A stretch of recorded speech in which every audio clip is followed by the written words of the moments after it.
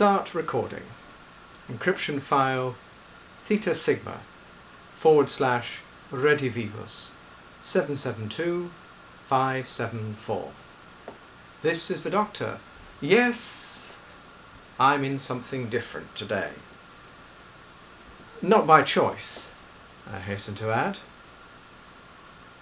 Change is one thing, but I prefer to stick to one outfit at a time, I think. At least I know where I am that way. So this is quite an unusual move for me. And as I say, not by choice.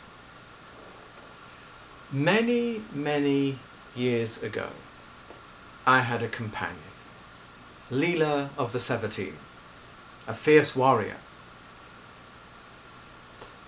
She travelled with me for a number of years, and then, when we happened to visit Gallifrey on one occasion, let's just say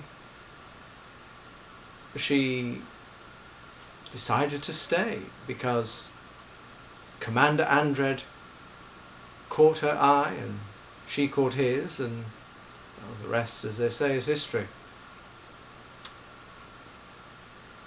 And having been on Gallifrey for a number of years, working with the CIA, I've seen quite a bit of her.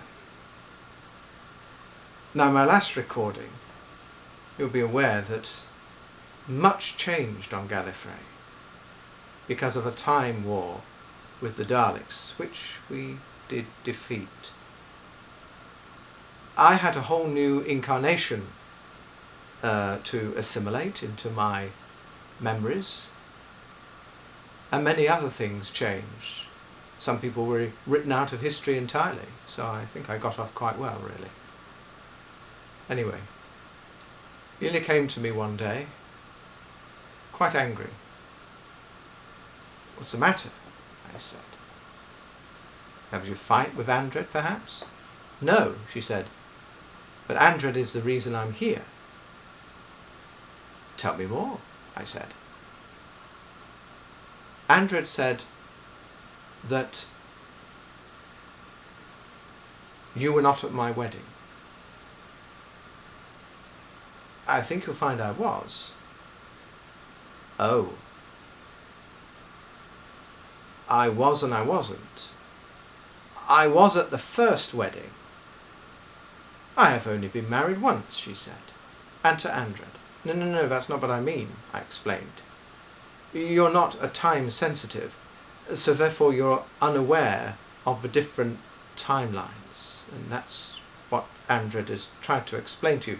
In the original timeline, before the Time War changed everything, I was there, I represented your tribe, your family, the Sevatim, and I presented you to Andred at your marriage. But in everything that happened with the Time War, I wasn't here. I was off on a mission. And so someone else gave you away. I wasn't here, so I'm not sure who that was. It was just some off-duty guard," she said, by this stage quite incensed. "Put it right," she said. "You are my friend. Put it right. You're asking me to go back along my own timeline and change this event?" "Yes," she said, "that is exactly what I'm asking you to do. All sorts of things could be unravelled if I interfere with the new established timeline. I'm not the master of time. I can't bend it to my will. You are a Time Lord," she says. "Make it happen. Speak to Maltravers at the agency. Get him to help you." I'm not sure that he will agree to this. And then, before I knew where I was, she'd got me with my arm up my back and marching me down the corridor to the coordinator of the Celestial Intervention Agency's office, and laid the whole matter before him. And he, because he'd used Leela, a number of times on stealth missions, did have a sympathetic eye to the issue. So he said, there is a easier alternative. Why not do a renewal of your marriage vows to each other? Recommit yourselves and let the doctor receive that commitment.